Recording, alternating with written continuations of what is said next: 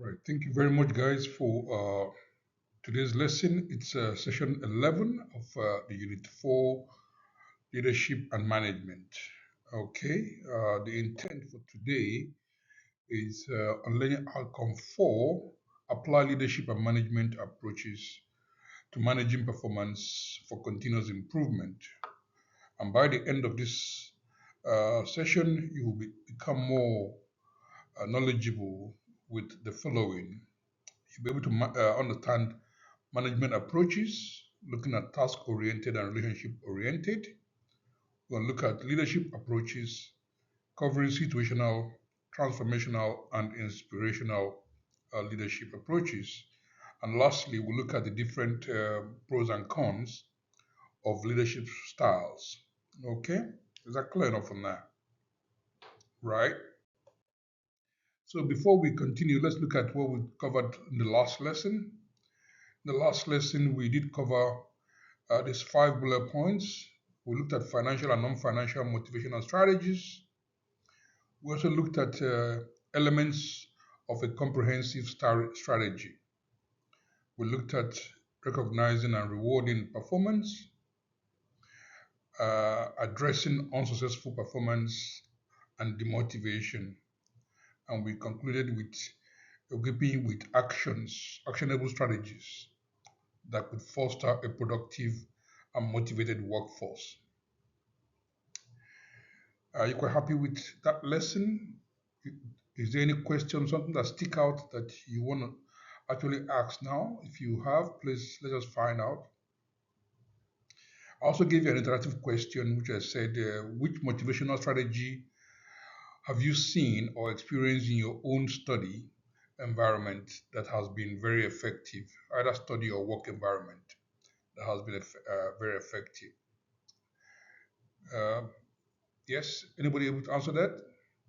You can take a minute. You can put your answer in the chat if you want. Yes. Okay.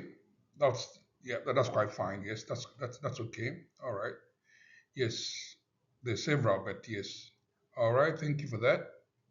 So to commence today's lesson, we look at management approaches. Management approaches are strategies and techniques that managers use to lead teams and achieve organizational goals. Okay.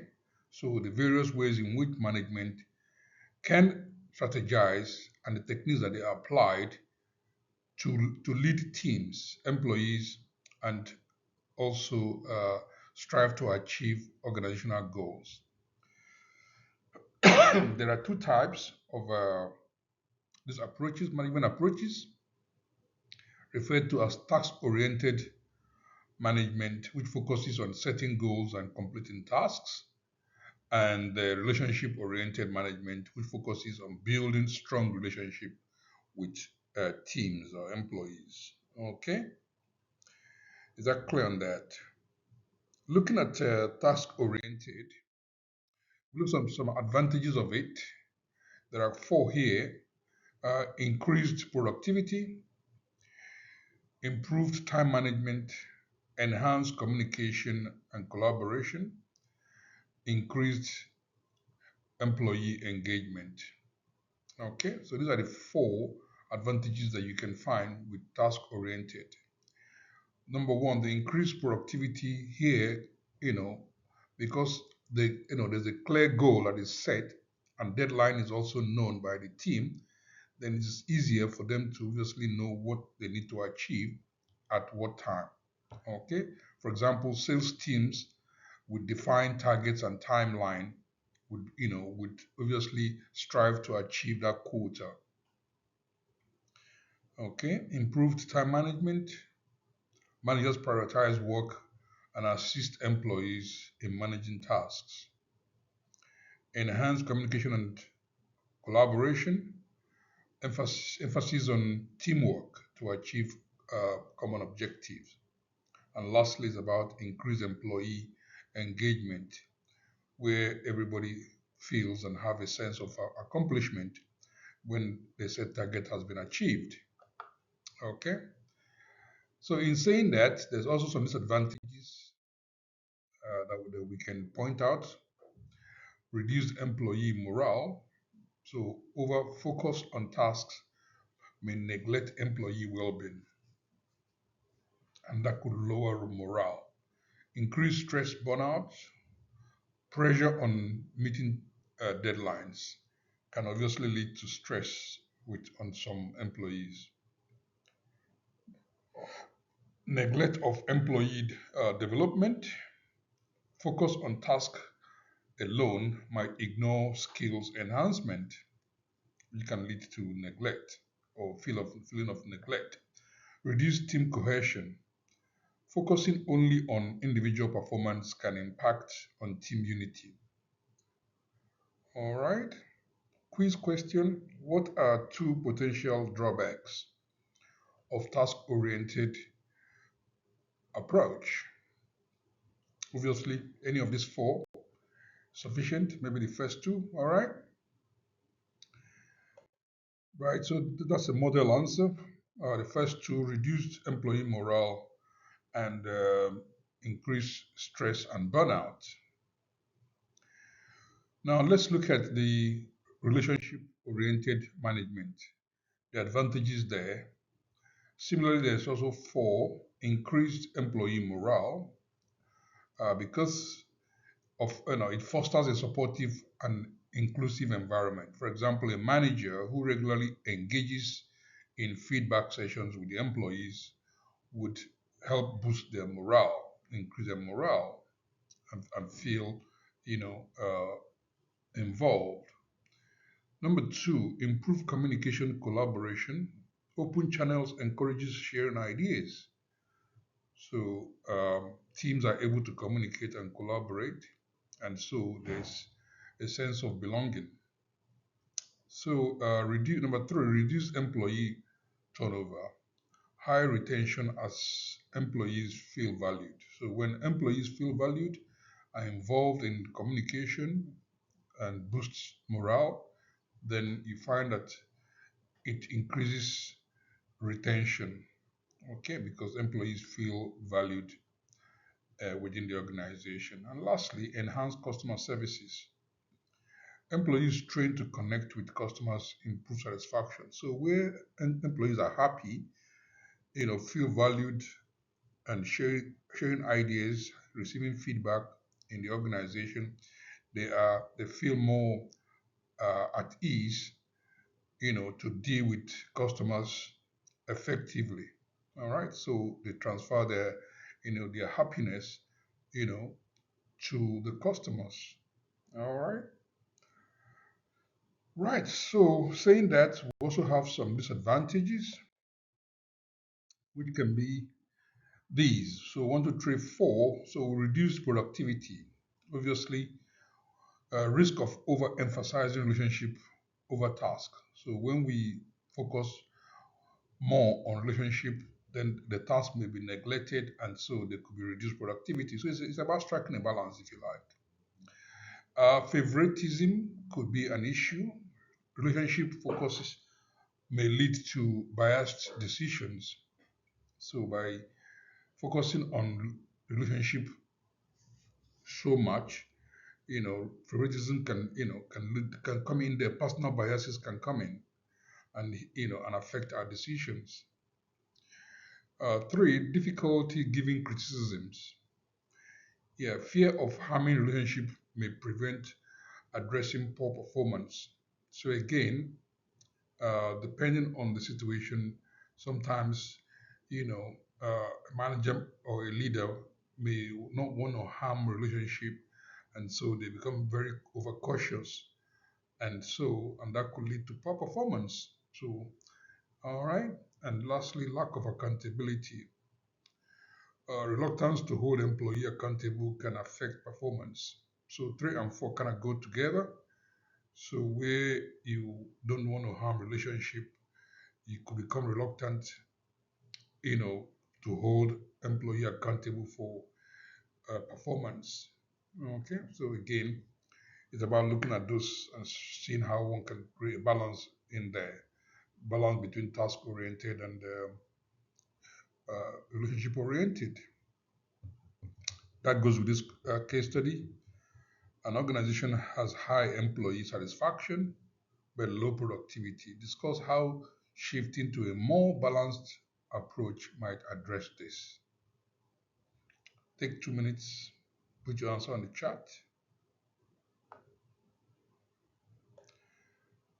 All right, this is just an elaborate answer. So, to increase productivity while maintaining employee satisfaction, the organization could adopt a more balanced approach, okay, that integrates both the task oriented and relationship oriented, looking at the good things, the advantages of both task and relationship oriented, okay, and so balance can be achieved in that way.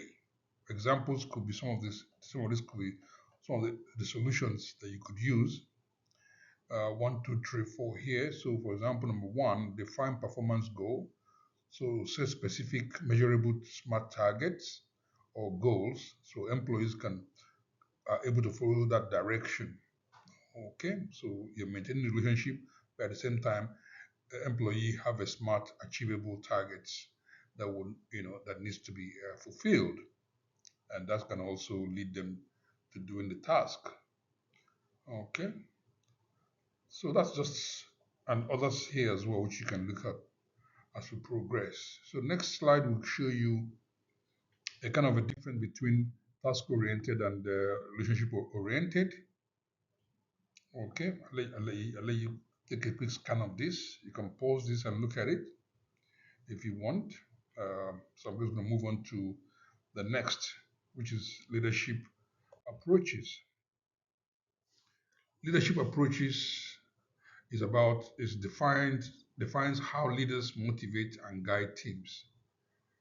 So leadership is about guiding and motivating and inspiring teams to remain focused. And so there are different types of leadership. If you reflect back to our earlier lessons, there are several. Okay, but I'm going to be talking about three here. I'm talking about situational leadership, transformational leadership, and inspirational leadership. And so the idea here is that leaders should adapt based on the situation. They can adapt employee needs and context. Transformational leadership inspires and motivates, team to be creative and innovative. Okay, to physically see a vision from where they are to where they can become over a period of time. And then inspirational leadership focuses on creating that vision. Okay, so uh, transformational and inspirational kind of go hand in hand. Okay, so looking solely on let's look at the pros and cons of situational leadership. Advantages of situational leadership is tailored approach, aligns with employee needs, increased engagement, builds employee motivation, improve team performance, creates positive work settings, and number four, enhances creativity, focused innovation, or innovative problem solving. On the other hand, there's some disadvantages. Complexity requires adaptability and deep employee insight for you to really work out. Time consuming. Uh, Seasonal leadership can be time consuming because it demands continuous assessment, and that could be time consuming and also can also be confusing, has potential for confusion. Inconsistent methods may confuse employees because it's done, it's not very continuous. It's done intermittently and or inconsistently. Again, you can look at the table that kind of gives us an overview of these pros and cons for social leadership. Talks about employee development level, motivation, productivity, and employee retention. So, all right. And then the cons over there: confusion, leadership or management, outside factors, and perception. Transformational leadership pros and cons. For the advantages, transformational leadership, high engagement, employees feel motivated and inspired, enhance innovation, promotes creativity and ideas, new ideas, strong problem solving, encourages critical thinking, and improve organizational performance, often leads to higher productivity. Disadvantages, challenges, the challenge to implement because it requires a shift in mindset. It can be time consuming or time intensive, long term approach to build trust over time as the employee transits. Requires high emotional intelligence in order to to coerce or to support or guide an employee to transit. So it's essential, okay, for effective influence. Number four, risk of manipulation. Over motivation tactics may backfire. Okay, where that is overdone, you know, staff may get used to it, and so it will backfire on what it means. So again, so this all of these leadership styles could be used depending on the situation, depending on the task at hand, the environment and the culture. So you could mix and match all of the leadership qualities. And lastly, we look at inspirational. Here, advantages: engages employees, build motivation focused teams, foster creativity, empowers employees to innovate, positive work culture, attracts and retains the top talents, effective problem solving, encourages critical thinking, decision making. So these are ways in which you can inspire leaders. Leadership can apply inspirational leadership styles in the workplace. Disadvantages that can come from this includes things like implementing can be difficult because it needs a mindset, a shift in mindset. High expectation, unrealistic goals may lead to burnout. Potential for disappointment, unmet expectation can cause frustration, and so that needs to be managed as well. Okay,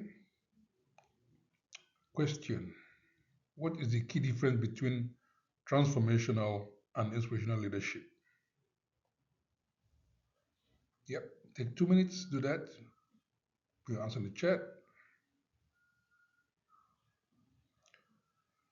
Okay, model answer.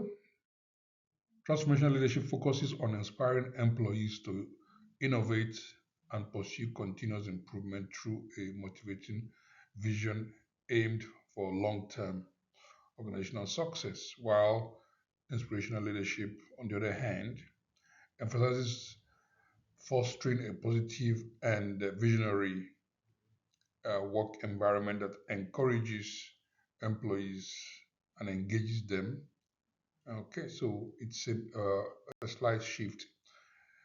Look at this table to give you more information. So we can look at the difference and similarities by looking at these on the left: impression, philosophy, social distance, power distance, process, openness, when and where is appropriate. So with that in mind, you can look at transformational and inspirational and see how you could apply that.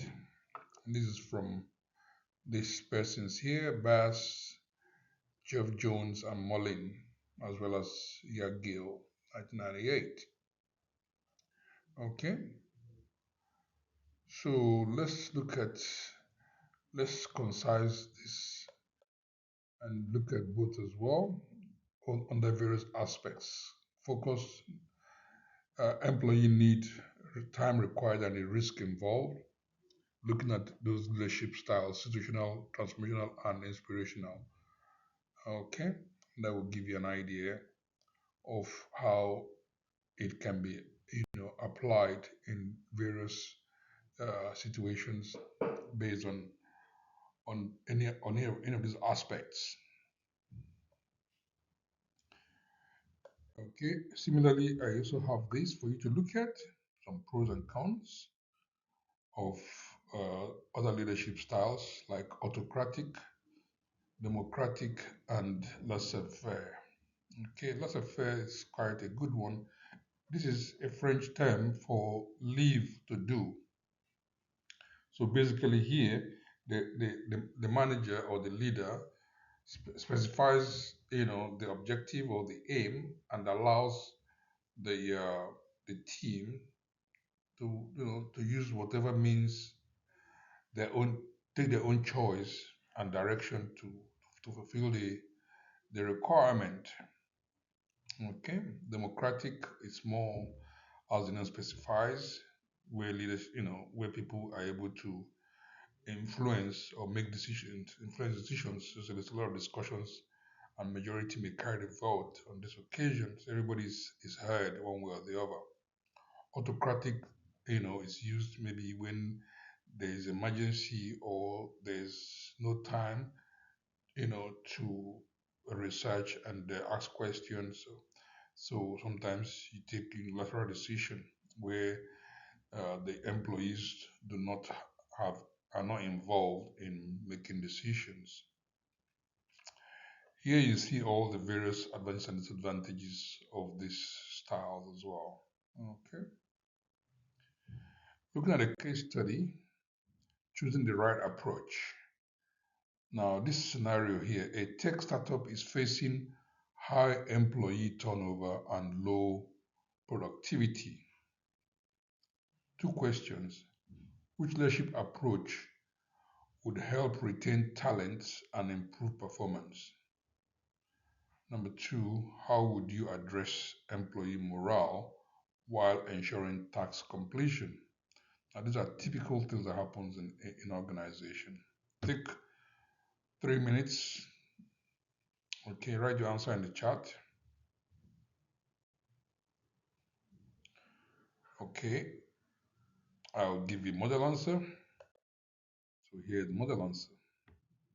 A bit lengthy, but you can pause the video and take a good understanding of it. So basically, you apply transformational approach, you know, and for the first one, for the second one, we apply situational leadership approach. Okay. So next, is that clear on that? So let's look at what we have learned so far. Review discussions before we close. Let's look at these questions. I'd like you to take this. You're going to spend at least um, 10 minutes answering these questions, or I'll give you about 15 minutes to do that. So you carry on, pause the video, do that, and then I'll showcase the model answer afterwards. What are the key differences between task-oriented and relationship-oriented management? How might situational leadership benefit teams with diverse skill levels? What are the risks associated with transformational approach? And number four, how can inspirational leadership impact organizational culture? Okay, so I'll let you look at this. Come back in 15 minutes time. Okay, I'll just showcase the model answer. So this is the model answer to the 4 questions. Okay, about task-oriented versus relationship-oriented. Okay, Task oriented is about achieving goals, deadlines, productivity, often at the expense of employee well being. Whereas relationship oriented managers prioritize communication, collaboration, and morale, fostering positive culture, but sometimes at the cost of efficiency. So you can see it's a balance. Risk of transformational leadership, while motivating, it can emotionally be demanding, risk employee burnout through excessive pressure.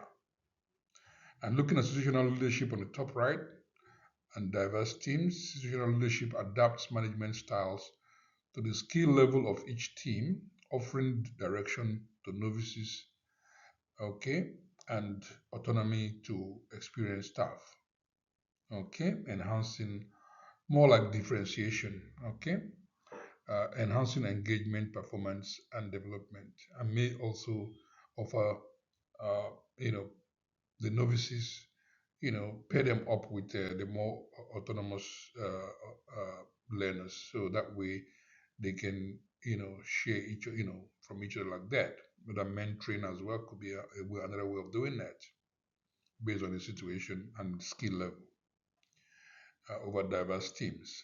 And lastly, impact of inspirational leadership. Okay, is about creating a way of nurturing and and valuing and motivating employees, promoting individuality, promoting vision and purpose. Okay, and improving morale and retention.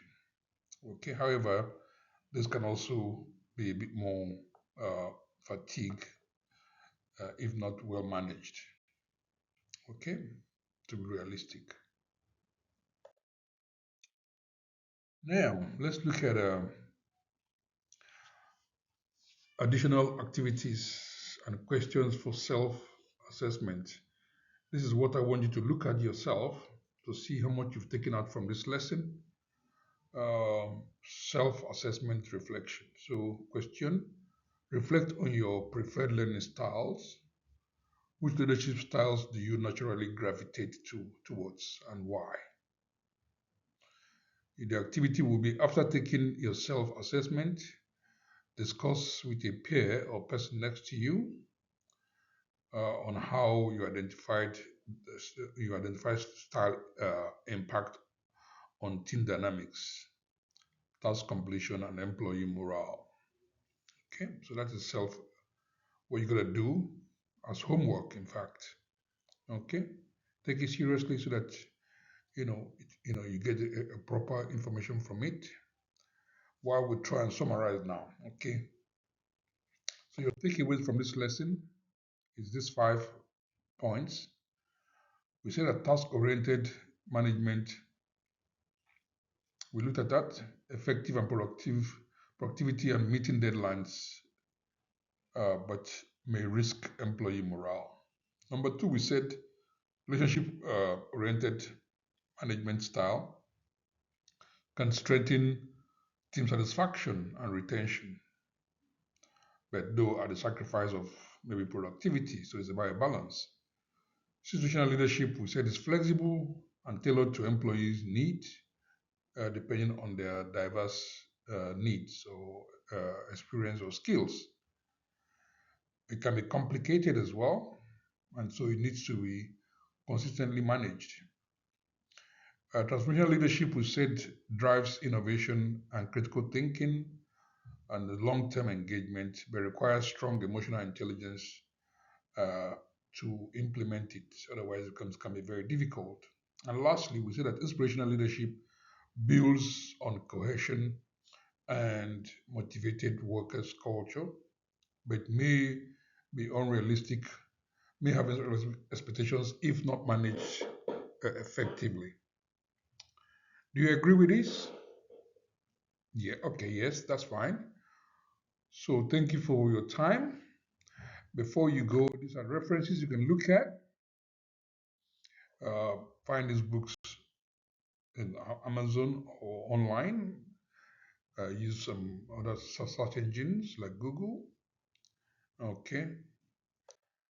Um, Thank you very much for your participation. I'll be happy to answer your questions if you have any. Okay, fine. Thank you very much. This is my details here. Do well to subscribe to my channel, my YouTube channel at Pato Vlogs or at mcbit ed. Okay, I look forward to seeing you. Okay, we'll have other lessons as well as we carry on. Thank you for your time and bye for now. Bye, guys. Bye.